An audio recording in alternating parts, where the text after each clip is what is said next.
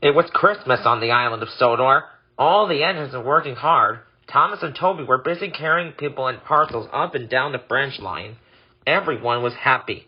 Only the coaches, Annie and Clarabelle, were complaining. They groaned, said Thomas. By the side of the track was a little college with a familiar figure waving to them. Whistled Thomas. Thomas always felt better for seeing her, he said to himself. When the work was over, Thomas went to see the other engines. All their coats have been polished, said Gordon. Replied Thomas, interrupted Edward.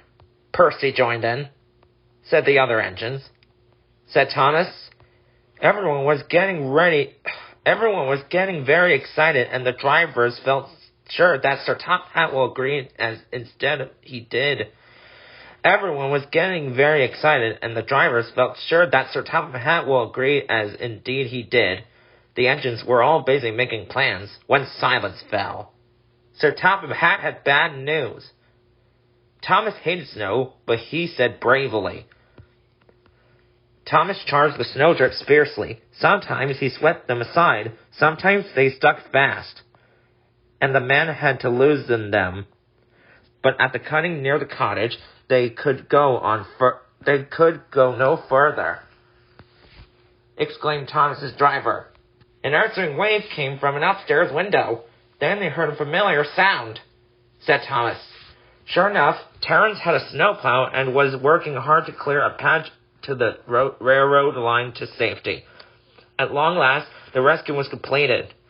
Percy took the tired workmen home. Terence said goodbye to Mrs. Kindly and promised to keep care of her cottage as he watched them all set off. The engines made good time. No more snow had fallen, but the yard was dark. There was no one to be seen. Thomas's heart sank. Suddenly, all the lights went on. What a marvelous sight awaited Mrs. Kindly, said Sir Topham Hatt.